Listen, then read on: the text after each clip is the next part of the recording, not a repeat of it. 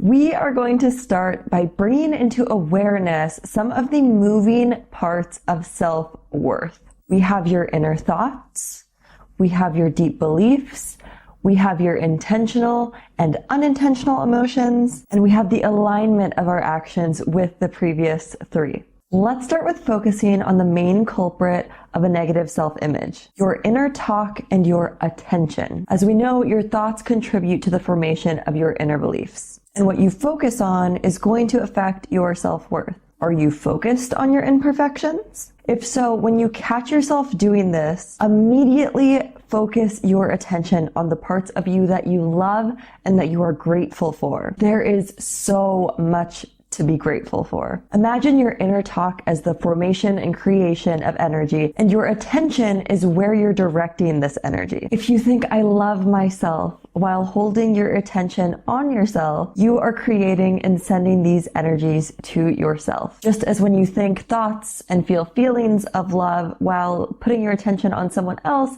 you're sending that energy to them. Okay, so now what actions can you take to build your self-respect, self-confidence, and ultimately your self-worth? Grow.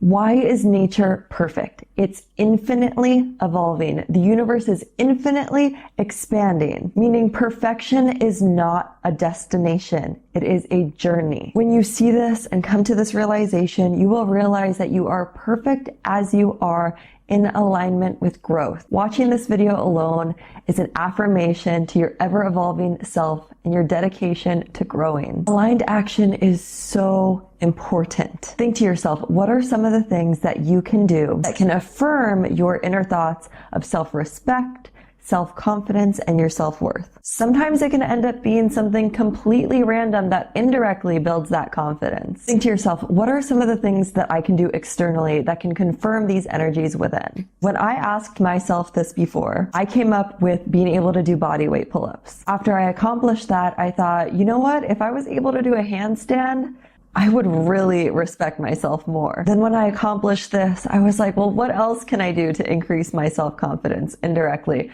What actions can I take? I thought, I'm going to work on judging less, both myself and others. And what I found was that the less I judged others, the less I judged myself.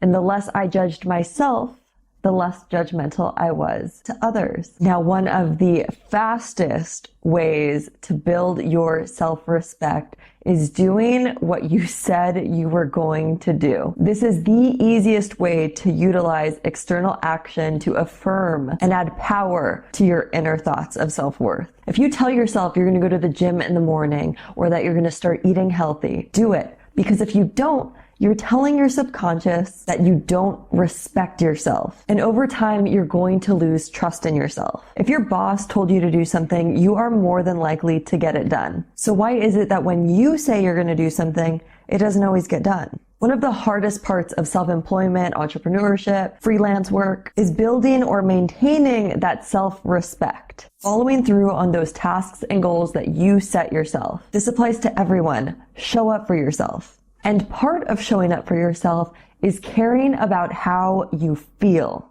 Your feelings are a preview to the thoughts that you're manifesting. So change your thoughts and make sure your actions align with the energies where you are practicing existing. If you're in a situation that you can remove yourself from that does not align with your morals and your values, and you choose to not leave, you are telling your subconscious that your feelings do not matter. If you walk past the dishes in the sink and it makes you feel like crap each time you see a dirty sink, and you choose to walk past it because it might be hard or uncomfortable or not fun to wash the dishes, and not taking action and changing that state that's making you feel uncomfortable by going in a little bit of discomfort and cleaning those dishes, you're telling yourself that your feelings do not matter. Doing the dishes isn't always fun, but that's just an action. Feeling bad, on the other hand, results in more external, unpleasant experiences attracted to you. When you're feeling bad, you are manifesting plenty more of what resonates with those bad feelings. And I know that's not what you're trying to manifest. Setting boundaries is an example of how you can take action from caring about how you feel. When you set boundaries, you're telling both yourself and others that your feelings and well-being matter. This is a powerful way way to affirm your self-worth and invite this positive energy into your life. Thinking the thoughts of how much you matter is amazing. You are tuning into an amazing frequency, but paired with aligned action, you strengthen that belief and use your free will in the external world as well. Boundaries are an essential method for putting yourself first. And to serve others,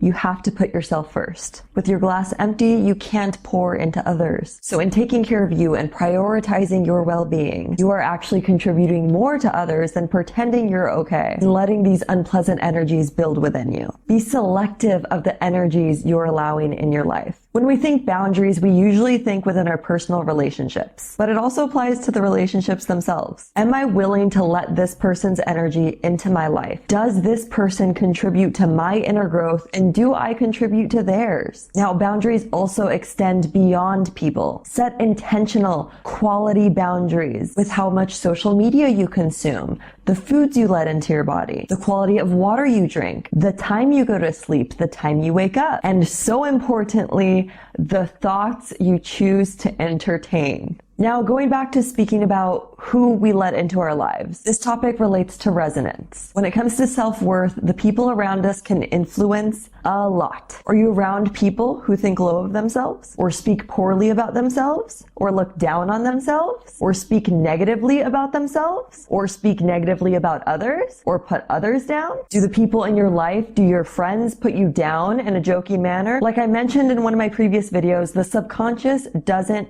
take jokes. I have been in the situation before where I was very close with someone who'd continuously, jokingly put me down. And it was funny at first, I was young, but over time, my self-worth, my self-image started going down through the floor. Even though I didn't think I believed any of these jokes that were being told. A year later, I did not have the same confidence that I had before. And I knew that was the problem, and I had to do what was best for me and separate from those energies. Now, I'm not saying intentions are always bad here, but that's the point. If you surround yourself with people that love themselves, you are just as likely to get influenced than surrounding yourself with people who don't love themselves. Be aware of the internal programming that you are exposing yourself to. Be selective of the people that you let into your lives, and support and uplift each other with this amazing knowledge so that you can all speak truth that align with the life that you are practicing existing in. And lastly, you are much more than your physical body. And yes, that includes your brain. This is just a vessel. We are the energy within and the energy without. As above, so below. That brings us to the end of this video. Drop a like if this was valuable to you, and I will see you on the next one.